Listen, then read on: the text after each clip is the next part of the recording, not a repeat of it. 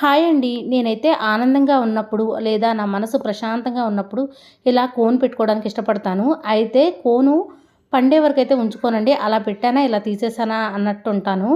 అయితే మా చిన్నప్పుడైతే మేము ప్రతి ఆదివారం కూడా తప్పకుండా గోరింటాకైతే రుబ్బేవాళ్ళమండి. మా ఫ్రెండు నేను ఇద్దరం కలిసి గోరింటాకు కోసుకొచ్చి అవంతా క్లీన్ చేసి మామూలుగా రోట్లోనే రుబ్బేవాళ్ళం. ఎంత బాగా పండేదో అండి. చిన్నప్పుడైతే ప్రతి వారం కూడా గోరింటాకు పెట్టుకునేదాన్ని. కొంచెం పెద్దయిన తర్వాత అంటే 11 ఇయర్స్ తర్వాత అసలు గోరింటాకు పెట్టుకోవడం మీదే ఇంట్రెస్ట్ లేదు. ఎందుకో తెలీదు. నా పెళ్ళైన తర్వాత అసలు గోరింటాకు పెట్టుకోవడమే మానేశాను.